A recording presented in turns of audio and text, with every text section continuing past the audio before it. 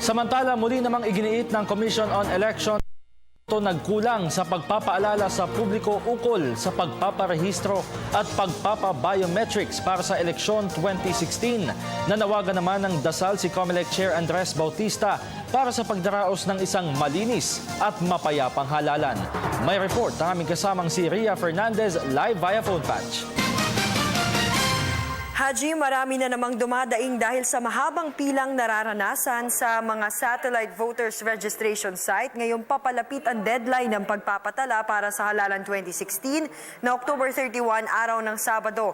Ngunit ayon sa Commission on Elections, hindi sila nagkulang sa paalala sa publiko na magpa-register at magpakuha ng kanilang biometrics. Sa patumano ang paghahanda at panahong ibinigay ng COMELEC gayong mahigit 1.5 taon mula nang ilunsad nila ang kanilang No Bio, No Vote Auto campaign at para mas mapataas pa ang bilang ng mga rehistradong botante, inilunsad naman ng poll body ang mas pinaigdig nitong kampanyang Huling Hirit para sa huling 2 linggo ng pagpapatala. Mula October 17 hanggang 31, 12 oras nang bukas ang satellite registration sites. Yan ay mula 9 a.m. hanggang 9 p.m.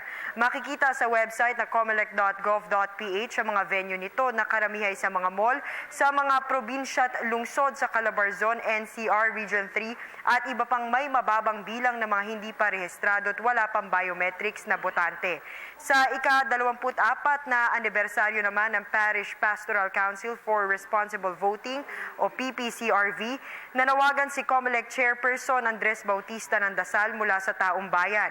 Ipagdasal umano silang mga nasa COMELEC, gayon din tuwang sa pagtitiyak ng malinis at mapagkakatiwalaang halalan, mga kandidato at taga-suporta na panatilihin ang dignidad at integridad. Mula sa Maynila, ako si Ria Fernandez para sa Telebisyon ng Bayan.